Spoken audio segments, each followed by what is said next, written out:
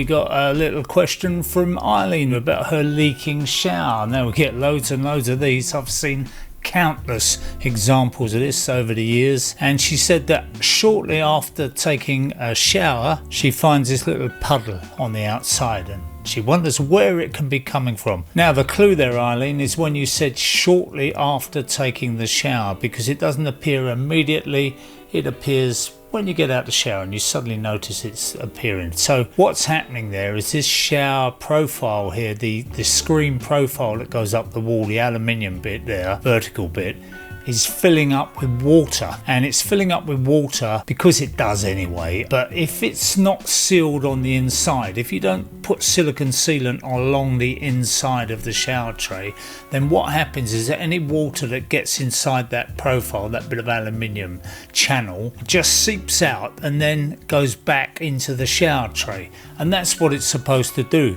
So what people do is they don't read the instructions, or they find there's a bit of a leak there and they start sealing up the whole of the inside with silicone, and that just makes matters worse, because then that shower profile, the channel, starts filling up with water, and at some point when it gets up maybe 1 or 2 inches high as you've been showering, it will force its way out because you've got a head of water there. Sometimes it goes higher than that, but you can see by the amount of water there, it's not filling up a lot, but it's filling up enough just for it to find a little gap and come out. Now when you fit the shower screen profile to the wall, you're supposed to put it on the tiles and not on the wall and tiling up to it. A lot of people do that. They fix the profile onto the wall and then they put the tiles up to the profile, which is the wrong way to do it. Sounds counterintuitive because you've got the edge of the tile showing behind the profile, but if you get a bit of tile trim and it matches the profile, then it looks absolutely fine. But if you don't do that,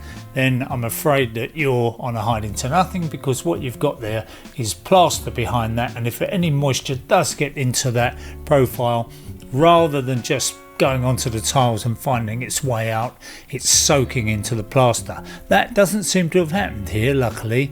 It seems that it must be finding a little escape route just down the back of the profile and then seeping out behind the tray. But if people just did the job properly, if they read the instructions on the shower screen when they got it, then none of this would happen. But as I say, I see it time and time again. So I hope that helps, Eileen.